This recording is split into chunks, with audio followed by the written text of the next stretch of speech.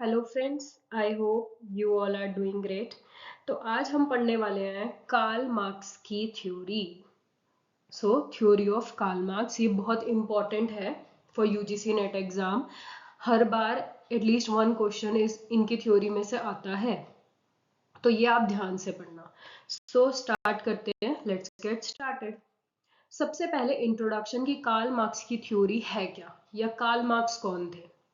तो Karl Marx ना 1818 में बॉर्न हुए थे टू 1883, एक जर्मन फिलोसफर या इकोनॉमिस्ट। इनको हम ना रिवॉल्यूशनरी आइडियाज के लिए भी जाना जाता है, about society, economy and class struggle. Karl Marx का नाम बहुत ज्यादा आता है क्योंकि हमने पता है फ्यूडलिज्म होता है, जहाँ पे जैसे लॉर्ड्स होते हैं, किंग्स होते हैं, उनका राजपाट चलता है। उसके बाद कैपिटलिस्ट आए थे, जिसके अंदर मीन्स ऑफ प्रोडक्शन कुछ लोगों के पास होते हैं, दूसरी साइड वर्कर्स होते हैं, उनसे काम करवाते हैं। तो ये उस फेज के है जब कैपिटलिस्ट सिस्टम था। तो ये उस टाइम पे रिवॉल्यूशनरी आइडियाज लाए थे, और इनकी थ्योरी को हम डायलेक्टिकल मटेरियलिज्म भी कहते हैं, जो एक फाउंडेशन बना था मार्क्सिज्म का। मार्क्सिज्म का मतलब डायलेक्टिकल मटेरियलिज्म, जिसका मैं बिल्कुल इजीएस्ट एक्सप्लेनेशन आपको नेक्स्ट स्लाइड में बताऊंगी कि इसका मतलब क्या है। And has deeply influenced socialist और communist movement around the world. पहले कैपिटलिस्ट था, आज के टाइम में हम ये देखते हैं सोशलिस्ट या कम्युनिस्ट टाइम पीरियड आ गया, जहां पर हर पर्सन को इक्वली ट्रीट किया जाता है या गवर्नमेंट का कंट्रोल है। तो ये क्यों आया ये सिस्टम कैसे ट्रांसफॉर्म हुआ कि कैपिटलिस्ट से हम यहाँ पे कैसे मूव ऑन करें, उसमें मेजर जो कंट्रीब्यूटर हैं वो कार्ल मार्क्स है। उन्होंने अपनी थ्योरी के अकॉर्डिंग ये चीज बताई है कि ऐसा क्यों हुआ या ऐसा कब होता है।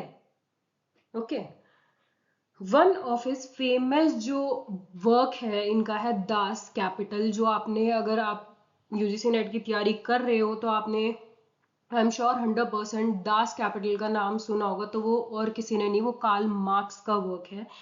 इन्होंने 1867 में ये वर्क किया था, बुक लिखी थी। Is considered as Bible of socialism भी इसे कहा जाता है। दास कैपिटल को बाइबल कहा जाता है सोशलिज्म, क्योंकि इससे एक नींव पता चली थी कि क्यों सोशलिज्म हो सकता है, क्या कारण है जिसकी वजह से कैपिटलिज्म से लोग मतलब लड़ेंगे उसके खिलाफ, और सोशलिज्म या कम्युनिज्म आएगा इकोनॉमी में। तो in it marks critically examine किया था कैपिटलिस्ट सिस्टम को। इन्होंने इसके अंदर दिखा रखा है, बता रखा है कि उन्होंने कैपिटलिस्ट सिस्टम में क्या क्या एग्जामिन किया, showing how exploiting labour generates profit, कि कैसे कैपिटलिस्ट सिस्टम में लेबर को तुम एक्सप्लॉइट करके प्रॉफिट को अर्न करते हो। अब बात आती है dialectical materialism. What is dialectical materialism? अगर आप यूजीसी नेट का एग्जाम देखोगे तो ये टर्म भी आ सकता है उनके पॉइंट ऑफ व्यू से, कि इसका मतलब क्या है, या ये टर्म किसके, कौन से इकोनॉमिस्ट के द्वारा दी गई है, तो ये भी पता चलता है। तो डायलेक्टिकल मटेरियलिज्म हमें कार्ल मार्क्स ने दिया है, जिसके अंदर डायलेक्टिकल का मतलब होता है everything changes over time due to conflict between opposites. जो भी चेंजेस होते हैं ना ओवर टाइम, कि पहले फ्यूडलिज्म था, फिर कैपिटलिज्म था, फिर सोशलिज्म आया, फिर कम्युनिज्म आया, एंड सो ऑन। जो ये चेंजेस आ रहे हैं ना, ये क्यों होते हैं? क्योंकि कॉन्फ्लिक्ट हो जाते हैं अपोजिट्स के बीच में, यानी कि रिच और पुअर के बीच में कॉन्फ्लिक्ट्स हो गए, तो उसकी वजह से एवरीथिंग चेंज हो जाती है। ठीक है। Second thing is materialism. Material मतलब मटेरियल क्या होता है? रियल थिंग्स, जैसे फूड, मनी, जॉब्स, टेक्नोलॉजी, वो ह्यूमन लाइफ को या हिस्ट्री को शेप करते हैं। So according to Karl Marx, उनका कहना ये था कि जब हम फ्यूडलिज्म से कैपिटलिज्म में आए, या अब कैपिटलिज्म से सोशलिज्म या कम्युनिज्म कहीं भी जाएंगे, वो क्यों होता है? क्योंकि वहां पर कॉन्फ्लिक्ट हो जाते हैं दोनों पार्टीज के बीच में, अपोजिट्स के बीच में। किसके ऊपर कॉन्फ्लिक्ट्स होते हैं? बिकॉज ऑफ रियल थिंग्स, की फूड, आपका मनी, आपकी जॉब, आपकी technology. Ideas, not ideas. Ideas एक सेकेंडरी थिंग है, कि आप ये नहीं कह रहे हो कि मेन जो इनके बीच में कॉन्फ्लिक्ट आए हैं ना, वो आए हैं अपने कंडीशंस को देखकर, एक रियल थिंग्स को देखकर। अब आप में से कोई कहेगा क्यों भाई, आइडियाज मिसमैच हुए तब भी तो हो सकता है। हाँ, हो सकता है, but according to Karl Marx primary जो फैक्टर है जिसकी वजह से कॉन्फ्लिक्ट आते हैं वो होता है फूड, मनी। क्योंकि उस टाइम पे अगर लेबर और कैपिटलिस्ट है तो लेबर को कहाँ सेटिस्फैक्शन नहीं मिल रही, मे बी उनको सब्सिस्टेंस वेज दी जा रही है या वो भी नहीं दी जा रही, उनका एक्सप्लॉयटेशन बहुत ज्यादा हो रहा है, तो वो चीज देखेंगे ना कि उन अपने पैसों से वो फूड ले सकते हैं क्या, उन्हें जॉब में उनको वर्थ लग रही है, जितना हम कंट्रीब्यूट कर रहे हैं क्या उनको इतना पे हो रहा है, उनकी कंडीशंस कैसी है, तो वो मटेरियल चीज वो देखेंगे। उसके बिहाफ पे उनको कॉन्फ्लिक्ट्स हो सकता है जिसकी वजह से एक नई सोसाइटी या नया सिस्टम इकोनॉमी में आता है। So dialectical materialism says society changes because of real world conflicts, especially between different social classes के बीच में जब कॉन्फ्लिक्ट आ जाता है उससे सोसाइटी चेंज होती है। दीज कॉन्फ्लिक्ट, ये जो कॉन्फ्लिक्ट है ना, ये हिस्ट्री को पुश करते हैं। जैसे फ्यूडलिज्म से हम कैपिटलिज्म में आए, क्यों आए? क्योंकि ऐसे ही हुआ होगा कि मिसमैच हो जाती हैं दो जने।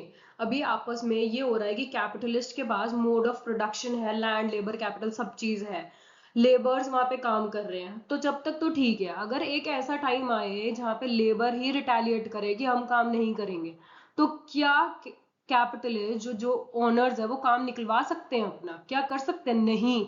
उस टाइम पे धीरे धीरे हम सोशलिज्म या कम्युनिज्म पे मूव करेंगे। तो द मेन थिंग इज कि कॉन्फ्लिक्ट आता है अपोजिट्स के बीच में, किस चीज के ऊपर? मटेरियलिस्ट चीज को देखकर। तो इसी से ही कार्ल मार्क्स ने टर्म निकाली dialectical materialism. This is the main cause जिसकी वजह से हम एक सिस्टम से दूसरे सिस्टम में मूव ऑन करते हैं। अब आते हैं हम की फोकस ऑफ मार्क्स की जो थ्योरी है वो किस चीज पे फोकस है। तो अकॉर्डिंग टू मार्क्स ने ना कैपिटलिज्म को दो जगहों पे बांट दिया है।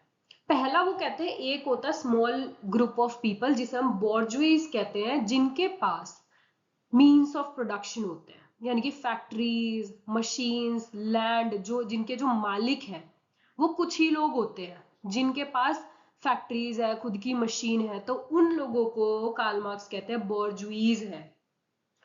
फिर आता है दूसरा ग्रुप जो लेबरर्स हैं, वो होता है लार्ज ग्रुप, बहुत सारी, मतलब बहुत सारे लोग हैं इसके अंदर, इन्हें प्रोटगलीज कहा जाता है, जिनके पास कुछ भी नहीं होता, यानी कि उनके पास लैंड नहीं है, उनके पास मशीनरी नहीं है, वो एज अ वर्क कर रहे हैं, जॉब कर रहे हैं, that's it. But their ability to work, उनके पास क्या होता है? काम करने की एबिलिटी, यानी कि लेबर पावर जहां से मिल रही है वो पोर्टुगीज है, और बोर्जुइज वो है जिनके पास मीन्स ऑफ प्रोडक्शन है। ओके, बोर्जुइज एक्सप्लॉइट करते हैं वर्कर्स को by taking the surplus value created bye them. Surplus value का क्या मतलब हुआ? वैसे ही मैं आपसे पूछूं तो सरप्लस से आपका क्या दिमाग में आता है? प्रॉफिट। वो प्रॉफिट कैसे अर्न कर सकते हैं? कि वर्कर को वेज दे दो 20 की और उससे तुम कमा लो 50 रुपए। मतलब फॉर एग्जाम्पल लेट्स से मैंने एक वर्कर हायर किया ऑन वेज ऑफ $20, जो इन्होंने प्रोडक्ट बनाया मैंने उसको मार्केट में $50 का बेच दिया, तो जो $30 है वो सरप्लस मानोगे आप? वही है ना? तो वही चीज कार्ल मार्क्स के अकॉर्डिंग भी वही है, कुछ डिफरेंट नहीं है। सरप्लस वैल्यू मतलब वो एक्स्ट्रा वैल्यू जो एक लेबर क्रिएट कर रहा है फॉर बोर्जुइज। फॉर एग्जाम्पल कि आप वर्कर को $20 दे रहे हो, उसी के बनाए हुए प्रोडक्ट को आप $50 में बेच रहे हो, जिसकी वजह से आपको $30 का जो फायदा हो रहा है, जो प्रॉफिट हो रहा है, वो ही है सरप्लस वैल्यू। वो बोर्जुईज या ओनर्स अपने पास रखते हैं, वो पोर्तुगीज को नहीं देते, वो वर्कर्स को नहीं देते। तो इसीलिए कहा गया है कि बोर्जुईज जो है वो वर्कर्स को एक्सप्लॉइट करते हैं। This exploitation leads to growing inequality. यही एक्सप्लॉइटेशन धीरे धीरे इनइक्वालिटी बढ़ा देती है और इकोनॉमिक क्राइसिस आ जाती है, which Marx believed would ultimately lead to revolution and the establishment of a classless society. Karl Marx ने ये कहा है कि जब तक क्लासलेस सोसाइटी नहीं आ जाती ना, मतलब हर एक पर्सन इक्वली ट्रीट नहीं किया जाएगा ना, तब तक रिवॉल्यूशन आता ही रहेगा। क्योंकि आप कुछ टाइम पीरियड के लिए सरप्लस वैल्यू क्रिएट कर सकते हो, अभी बोर्जुईज वर्कर्स को एक्सप्लॉइट करके सरप्लस वैल्यू क्रिएट कर रहे हैं, लेकिन एक टाइम ऐसा आएगा कि वर्कर्स स्ट्राइक पे चले जाएंगे, काम नहीं करेंगे, अपना हक मांगेंगे, तो उस टाइम पे रिवॉल्यूशन आएगा। और ये रिवॉल्यूशन जब तक चलता रहेगा जब तक एक क्लासलेस सोसाइटी नहीं आ जाती। ओके, आगे अब हम आते हैं लेबर थ्योरी ऑफ वैल्यू, ये क्या है। तो मार्क्स ने क्लासिकल इकोनॉमी, जो हमारे हैं रिकार्डो, डेविड रिकार्डो, जिन्होंने कंपैरेटिव एडवांटेज थ्योरी दी थी, वो ये डेविड रिकार्डो, उनसे वो सेटिस्फाई होते हैं और वो भी कहते हैं कि वैल्यू ऑफ अ कमोडिटी, अगर कोई भी गुड है उसकी वैल्यू कैसे डिटरमाइन होनी चाहिए, वो होनी चाहिए socially necessary labour time required to produce it. इसका मतलब कि एक पेयर ऑफ शूज अगर मैं कह रही हूं, उस शूज की वैल्यू कितनी होनी चाहिए, ये कह रहे हैं इनके अकॉर्डिंग, रिकार्डो हो चाहे वो मार्क्स हो, वो ये कह रहे हैं इस शूज की जो वैल्यू होनी चाहिए ना, वो होनी चाहिए कि कितने लेबर आवर्स इस शूज को बनाने में लगे हैं। और ये भी नहीं कि हम वर्कर से जल्दी जल्दी काम करवा रहे हैं या वर्कर बहुत धीरे काम कर रहे हैं। एक आइडियल टाइम कितना है, एक आइडियल टाइम कितना चाहिए एक पेयर ऑफ शूज बनाने में, तो उस आइडियल टाइम की जो वैल्यू है वो हमारी शूज की वैल्यू होनी चाहिए। आई होप समझ आया होगा कि कार्ल मार्क्स और रिकार्डो ये कहते हैं कि एक कमोडिटी की वैल्यू डिटरमाइन होनी चाहिए कि एक उसे बनाने में एक आइडियल टाइम कितना लगा है और उस टाइम की वैल्यू कितनी है, उतना उसका प्राइस होना चाहिए। And they are not considering any fixed capital, कि मशीनरी की वैल्यू को नहीं देख रहे।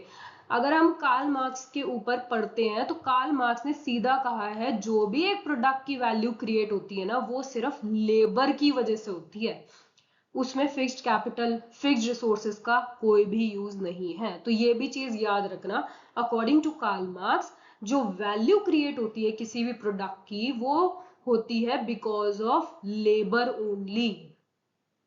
ओके, तो अकॉर्डिंग टू कार्ल मार्क्स एक कमोडिटी की वैल्यू के 3 कंपोनेंट्स होने चाहिए। अब मान लो मैं अभी स्लाइड नहीं दिखा रही आपको, क्या 3 कंपोनेंट हो सकते हैं, आपको क्या लग रहा है? किसी भी प्रोडक्ट की वैल्यू है, मान लो वैल्यू में आप क्या क्या कंसीडर करते हो? सबसे पहले आप देखोगे उसमें फिक्स्ड कॉस्ट कितनी लगी है, मेरा प्लांट लगा, मेरी मशीनरी लगी, मैंने ठीक है रेंट दिया है, वो मेरी सारी फिक्स्ड कॉस्ट है। ठीक है, उसके बाद वेरिएबल कॉस्ट लगेगी, अब मैंने लेबर हायर करी है उसको भी तो मैं पैसा दूंगी। तो वैल्यू ऑफ किसी भी कमोडिटी की वैल्यू क्या होगी? एक होगी फिक्स्ड कॉस्ट जो मेरी लगी, एक होगी वेरिएबल कॉस्ट, और थर्ड, अगर मैं कह रही हूं कि एक पेयर ऑफ शूज बनाने में मेरा 10 तो मेरा फिक्स्ड कॉस्ट लगा है, ठीक है, 50 रुपए मैंने लेबर को दिए हैं, तो क्या मैं अपनी कमोडिटी की वैल्यू 60 रुपए रखूंगी? नहीं, मैं उससे तो ज्यादा रखूंगी ना। थर्ड आइटम क्या होगा? मेरा प्रॉफिट होगा या नहीं होगा? अपना मार्जिन भी तो लेके चलूंगी, या ये थोड़ी है जिस पे मैं बना रही हूँ उसी पे मैं बेच दूंगी। 60 तो मेरे खुद लगे, अगर मैंने 60 ही मार्केट में प्राइस रख दिया तो मेरा क्या बेनिफिट, और मैं सरवाइव कहां से करूंगी? तो थर्ड कंपोनेंट मान लो मैंने 30 अपना मार्जिन रख दिया, तो वैल्यू ऑफ मनी क्या होगी? 90 रुपीज। ठीक है, ये नॉर्मल है, जो हम हर एक बंदा ऐसे ही सोचता है, as per me, my opinion यही होना चाहिए। तो अकॉर्डिंग टू कार्ल मार्क्स भी यही सेम चीज है। वैल्यू ऑफ कमोडिटी क्या होती है? सी मतलब fixed cost, V variable cost, S means surplus मतलब प्रॉफिट। सी है यहाँ पे, अब इन्होंने सी को कर दिया कांस्टेंट कैपिटल। वही चीज, फिक्स्ड कॉस्ट या हो या कांस्टेंट कैपिटल हो, सेम बात है। Cost of machinery, tools, raw material, कुछ भी ले लो। वेरिएबल में आपने वेजेस जो आपने वर्कर्स को दिए। सरप्लस वैल्यू मतलब value created by workers above what they are paid. उन्होंने शूज बना दिया जिसकी वर्थ 90 रुपीज है, लेकिन आपने उसे सिर्फ 50 रुपीज दिए। तो वो जो डिफरेंस हुआ वो हो गया सरप्लस, कि कितना वैल्यू आपने उनसे काम करा के और खुद अर्न कर लिया। ठीक है, उसे हम कहते हैं सरप्लस। आगे उनका ही थोड़ा सा डिटेल एक्सप्लेनेशन पढ़ लेते हैं। कांस्टेंट कैपिटल को सी से डिनोट किया है, वेरिएबल कैपिटल को वी से। कांस्टेंट कैपिटल में money spend on machinery, tools, raw material, कहीं भी जो कि सरप्लस वैल्यू नहीं जनरेट कर रहे। अगर मैंने कोई भी पैसा मशीनरी में लगा लिया, मैंने टूल्स खरीद लिए, मैंने रॉ मटेरियल खरीद लिया, तो क्या वो कोई सरप्लस वैल्यू क्रिएट कर सकते हैं? क्या वो अपने आप बन सकते हैं? नहीं। तो ऐसी चीजों को इन्होंने लिया है कांस्टेंट कैपिटल। दूसरा इन्होंने लिया है वेरिएबल कैपिटल, मनी जो कि आपकी सरप्लस वैल्यू क्रिएट करेगा। तो कौन सा मनी क्रिएट करेगा? जो आप लेबर के ऊपर खर्चा करोगे, क्योंकि लेबर ही आपको फाइनल प्रोडक्ट बनाकर देगा। तो जो भी वैल्यू क्रिएशन हो रही है वो सिर्फ लेबर की वजह से हो रही है, उन्हें वेरिएबल कैपिटल माना गया है। कांस्टेंट मतलब जो फिक्स्ड है, जो अपने आप कुछ नहीं सरप्लस वैल्यू ऐड कर सकते हैं। थर्ड आता सरप्लस वैल्यू। क्या होता है? अभी मैंने बताया कि वर्कर को आप कितना दे रहे हो और उससे कमा कितना रहे हो, उसका डिफरेंस हो गया आपका surplus value. Extra value created by the worker over and above what is paid. V क्या है? वेजेस आप कितना पे कर रहे हो।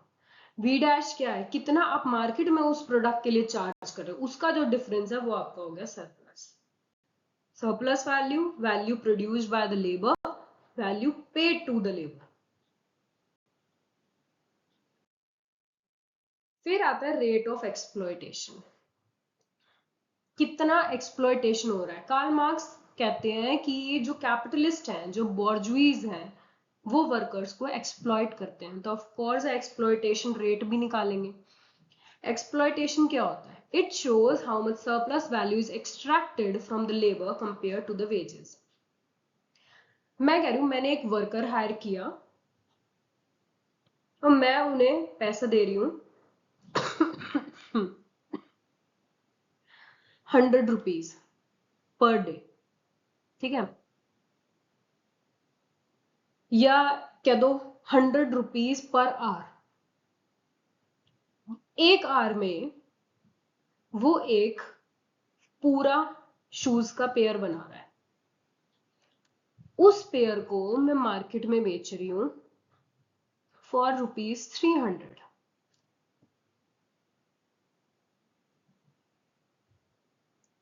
तो अब अगर ये सिनारियो आपको गिवन है तो आप क्या कहोगे? मैं उस वर्कर का कितना एक्सप्लॉयटेशन कर रही हूँ?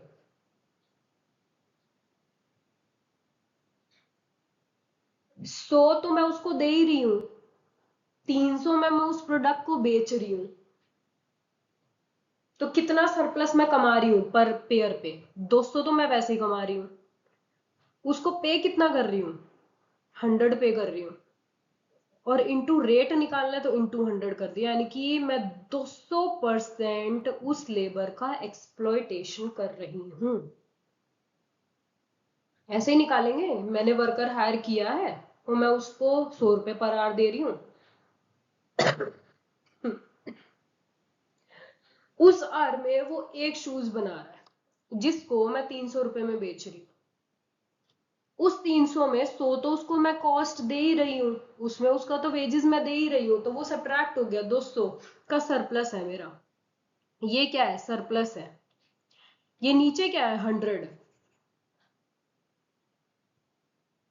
ये सी है या वी है? ये कांस्टेंट कॉस्ट है या वेरिएबल है? वेरिएबल है, इनटू 100। यही करा मैंने इसमें, तो यही इन्होंने फॉर्मूले के रूप में लिख दिया, S bye we into 100।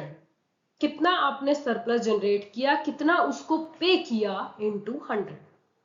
I hope अब इससे क्लियर। क्या समझाऊं मैं? मैंने आपको एग्जाम्पल भी दे दिया, वैल्यूज भी लिख के बता दिया कि वर्कर को मैं 100 दे रही हूं, उससे सरप्लस मैं 200 का कमा रही हूं, इंटू 100, तो एक्सप्लॉयटेशन रेट हो गया 200%। फिर आता ऑर्गेनिक कंपोजिशन ऑफ कैपिटल, ये भी कार्ल मार्क्स का है। ऑर्गेनिक कंपोजिशन ऑफ कैपिटल का मतलब अच्छा, वैसे ही हम जनरली बात करें, कैपिटल, दो टाइप के कैपिटल बताए इन्होंने। क्या बताया? एक कांस्टेंट कैपिटल, एक वेरिएबल कैपिटल, और सरप्लस भी बताया है। कंपोजिशन मतलब कितना किस में जा रहा है, कितना कैपिटल कांस्टेंट में जा रहा है, कितना वेरिएबल में, कितना सरप्लस में, या जो भी है, उसका ऑर्गेनिक कंपोजिशन। तो ऑर्गेनिक कंपोजिशन आपका हो जाता है ratio of capital two variable capital. Capital क्या थे? कांस्टेंट और वेरिएबल। तो कांस्टेंट और वेरिएबल का ही रेशो हमारा कहलाता है ऑर्गेनिक कंपोजिशन। अब आप कहोगे ऑर्गेनिक कहां से आया? ऑर्गेनिक तो थोड़ा बायो का टर्म लग रहा है, तो ये यहाँ पे इकोनॉमिक्स में क्या कर रहा है? तो उस वो भी अभी मैं बताती हूँ क्यों यूज करा है। तो अगर मैं आपको ये रेशो दे दूं, इससे आप क्या कह सकते हो कि अगर ये रेशो ज्यादा है तो मतलब सी ज्यादा है। सी ज्यादा का मतलब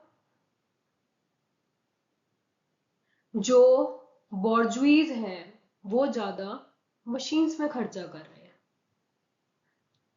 और अगर ये रेशो कम है मतलब ज्यादा लेबर में खर्चा कर रहे हैं। वो तो हमें स्टडी करनी आती है कि अगर पूरा फ्रैक्शन बढ़ रहा है तो ऑफ कोर्स है सी बढ़ रहा होगा, वी कम हो रहा होगा, एंड वाइस वर्सा। तो ज्यादा का मतलब ज्यादा रिलायंस है मशीन पे और ह्यूमन पे कम है। अब ऑर्गेनिक का यूज क्यों करा है? मार्क्स ने यूज करा है द टर्म ऑर्गेनिक, जो कि बायो से आया हुआ है। क्या दिखाने के लिए?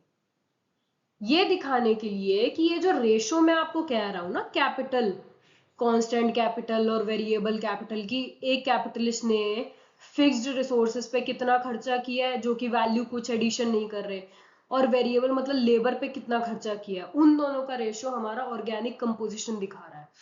और ये सिर्फ एक टेक्निकल रेशो नहीं है, बल्कि एक लिविंग रिलेशनशिप है between the dead labour. Constant जो कैपिटल में आप मशीनरी खरीद रहे हो, आप रॉ मटेरियल खरीद रहे हो, टूल खरीद रहे हो, वो डेड कैपिटल है, वो अपने आप कुछ भी जनरेट नहीं कर सकता।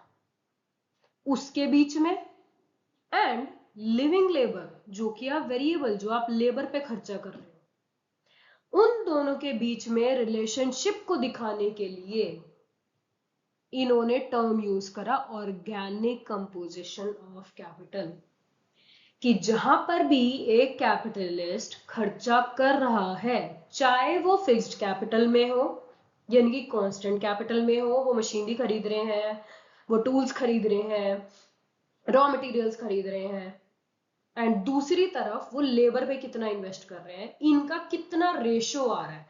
अब मैं कह रही हूं 2:1, इसका मतलब पूरे 3 अमाउंट में से आप 66% आप कांस्टेंट कैपिटल पे कर रहे हो और ओनली 1 पार्ट आप वेरिएबल पे कर रहे हो। तो ये क्या दिखा रहा है? ये रिलेशनशिप दिखा रहा है आपका डेड लेबर और लिविंग लेबर के बीच में। आगे चलते हैं। Falling rate of profit as capitalist invest more in machinery. अगर कैपिटलिस्ट ज्यादा मशीनरी में खर्चा करेंगे, यानी कि सी में, मतलब कांस्टेंट कैपिटल अगर ज्यादा खर्चा कर रहे हैं, and less in variable capital, variable capital में कम खर्चा कर रहे हैं, तो सरप्लस वैल्यू जो आती है हमारी लेबर से, सिर्फ हम यही पढ़ रहे हैं कि लेबर ही सरप्लस क्रिएट कर रहा है, कांस्टेंट कैपिटल में हिम्मत नहीं है कि वो कुछ करे, क्रिएट कर सके। तो ये कह रहे हैं जब भी कैपिटल ज्यादा आप मशीनरों में खर्चा करोगे, टूल्स लाओगे, रॉ मटेरियल, लेकिन आप लेबर में कम खर्चा कर रहे हो, तो इसका मतलब आपकी सरप्लस वैल्यू श्रिंक हो जाएगी। क्यों? क्योंकि वो डिपेंड कर रही है आप लेबर पे कितना इन्वेस्ट कर रहे हो। जितना ज्यादा आप लेबर पे इन्वेस्ट करोगे उतना ही वो मनी जनरेट करके देगी, आपको सरप्लस वैल्यू जनरेट करेगी। लेकिन अगर आप ज्यादा प्रोपोर्शन कांस्टेंट कैपिटल में लगा रहे हो तो उससे आपका जो सरप्लस वैल्यू है वो श्रिंक हो जाएगी। तो इसके लिए उन्होंने प्रॉफिट रेट का फॉर्मूला दिया कि प्रॉफिट जो है आपका होता है सरप्लस वैल्यू। ऑफ कोर्स है, प्रॉफिट क्या है? सरप्लस ही तो है, तो ऊपर मैं सरप्लस लिखूंगी, डिवाइडेड बाय टोटल मेरा कैपिटल कितना खर्चा हुआ है वो मैं नीचे रखूंगी, वही तो मेरा प्रॉफिट आएगा। वैसे भी आप प्रॉफिट क्या निकालते हो? प्रॉफिट यही तो लिखते हो कि ऊपर मैं प्रॉफिट लिख रही हूँ, नीचे मैं अपना टोटल कॉस्ट लिखती हूँ इनटू 100, कि पूरे टोटल कॉस्ट में मेरे को प्रॉफिट कितना जनरेट हुआ। तो in the same way same formula है, ज्यादा कंफ्यूज होने की जरूरत है नहीं। तो जब भी सी इंक्रीज होगा और वी डिक्रीज होगा, जैसा कि फर्स्ट लाइन में लिखा हुआ है, अगर कैपिटल ज्यादा सी में खर्चा कर रहे हैं, लेबर में कम खर्चा कर रहे हैं, तो आपका सरप्लस वैल्यू भी कम ही जनरेट होगा, जिसकी वजह से प्रॉफिट कम हुआ और इससे क्राइसिस आ जाएगा कैपिटलिज्म में। उनको प्रॉफिट ही कम होएगा, प्रॉफिट कम होगा तो वो फायरिंग करना शुरू कर देंगे। अब एक चीज और बता दूं जो पेपर में आया है, the concept of reserve army of labour. UGC net के पेपर में ये पूछा हुआ है, ये टर्म किस इकोनॉमिस्ट ने दी है? So the answer is reserve army of labour, Karl Marx ने यूज करा है। क्यों किया है? रिजर्व आर्मी, कार्ल मार्क्स ने कहा है कैपिटलिस्ट इकोनॉमी में there is always a pool, एक पूल होता है, पूरा समुंदर होता है अनएम्प्लॉयड पीपल का और अंडर एम्प्लॉयड वर्कर्स का, जो कि रेडी है, जब भी आपको जरूरत है हम हैं यहाँ पे। इस ग्रुप को उन्होंने कहा है रिजर्व आर्मी ऑफ लेबर। अब आप एक बात बताओ, अगर आपको पता है कि लाखों लोग वैसे ही अनएम्प्लॉयड है और मैं बुलाऊंगा एक को 10 भागे हुए आएंगे, तो इसका इम्पैक्ट क्या पड़ेगा? वेजेस, वेजेस ना के बराबर मिलेगी, क्योंकि supply of labour is greater than demand of labour. आज के टाइम में क्या हो रहा है, 10-15 हजार की नौकरी के लिए भी एक वैकेंसी निकलती है, 50,000 1 लाख लोग अप्लाई करते हैं। इससे क्या दिख रहा है कि इतने लोग अनएम्प्लॉयड हैं, इतने लोग अंडर एम्प्लॉयड हैं, जो काम कर सकते हैं 8 घंटे वो बस 4 घंटे काम करके गुजारा कर रहे हैं क्योंकि उन्हें मिल नहीं रहा। तो ऐसे लोगों को, ऐसे अनएम्प्लॉयड पीपल को कार्ल मार्क्स ने कहा रिजर्व आर्मी ऑफ लेबर, जो कि हमेशा अवेलेबल रहती है, अगर कभी भी कैपिटलिस्ट को जरूरत है तो वो उनको हायर कर सकते हैं। तो इसे इन्होंने कहा रिजर्व आर्मी ऑफ लेबर। आगे चलते हैं। That's it, thank you. अगर कोई भी डाउट हो please use comment section. And Karl Marx की थ्योरी में जो भी मेन है मैं आपको सब चीज समझा चुकी हूँ। इनकी इक्वेशंस होती हैं कि वैल्यू ऑफ मनी किस पे डिपेंड करती है, constant capital, variable capital, surplus पे। फिर रेट ऑफ एक्सप्लॉयटेशन मेन है, एक्सप्लॉयटेशन का फॉर्मूला क्या है। फिर profit rate, reserve army of money क्या है, रिजर्व आर्मी ऑफ लेबर क्या है, ऑर्गेनिक कंपोजिशन क्या है, सब चीज वो चीज मैंने कवर करी है जो कि बहुत इंपॉर्टेंट है। So thank you, have a great day, bye bye.